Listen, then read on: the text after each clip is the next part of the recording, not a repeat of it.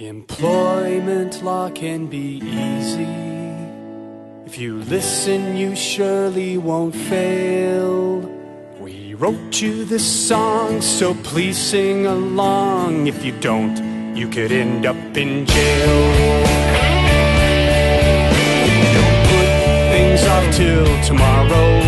Yes, investigate right away.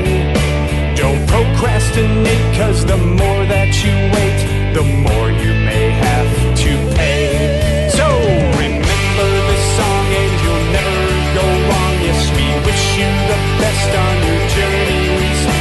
You'll stay out of court and you won't have to pay no attorneys.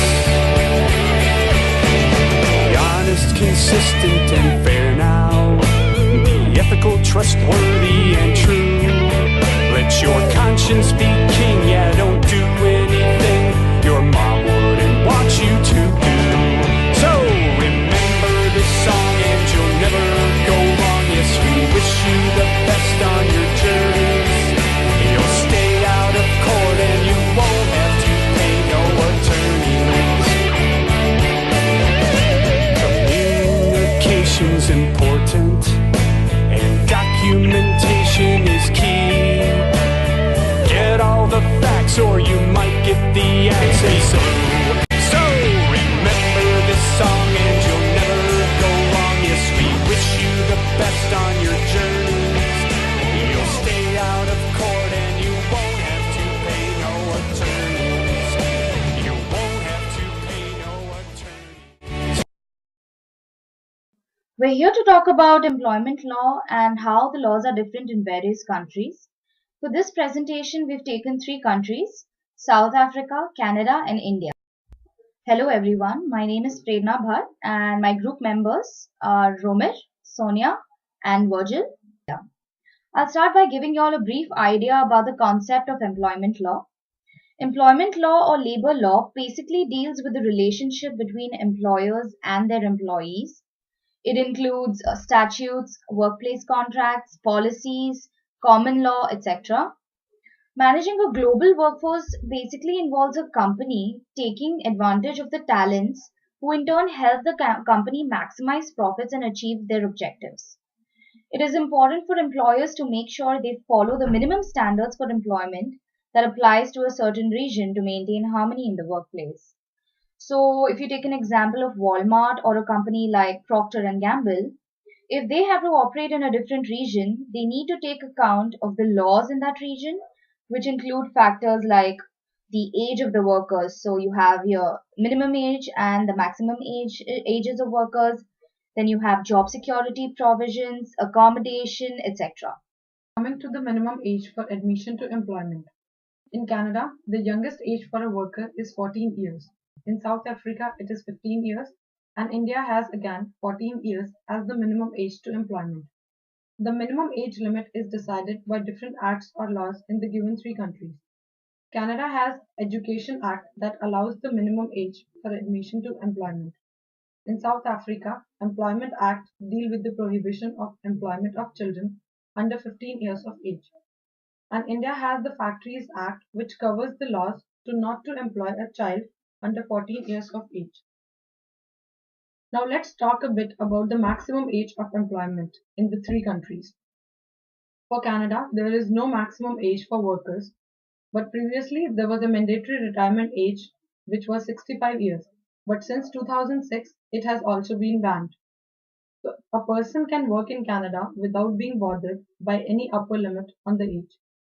Also in South Africa, no bar is put on the maximum employment age, but the employee and employer can agree mutually on a retirement age.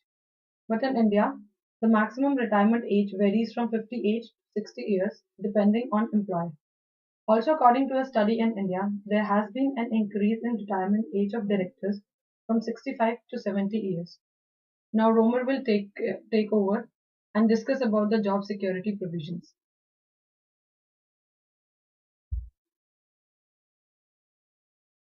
I will speak about job security provisions. In Canada, for employers and employees, terms of employment are negotiated between each other. Any changes made to terms of employment are seen as constructive dismissal Other terms are enforced by Canada Labour Code and Canadian Charter of Rights and Freedoms. In South Africa, we see that an employee can be terminated in writing based on the agreements. However, a certificate of service must be provided upon completion, and severance pay must also be provided.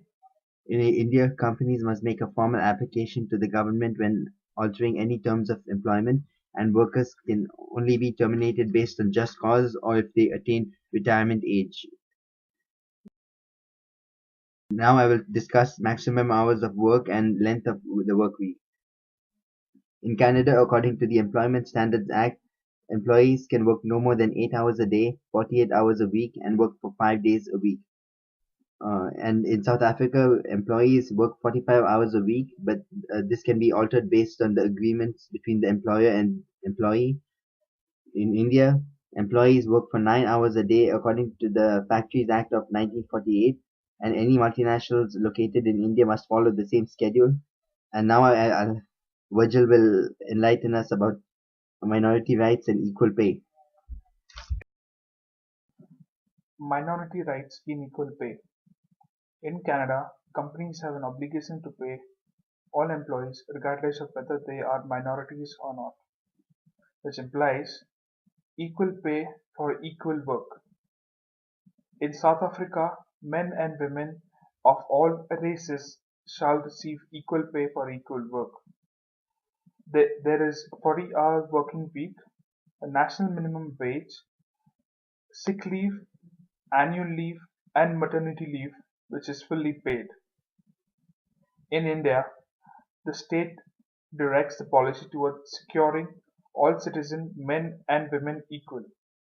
A right to mean of livelihood prohibits any kind of discrimination against citizen on the grounds of religion, race, caste, sex, etc. Special provision enabling the state to make affirmative discrimination in favor of women. Accommodation. In Canada, all employees are extended reasonable accommodation, under which the employer up to a point of undue hardship will accommodate all the employees.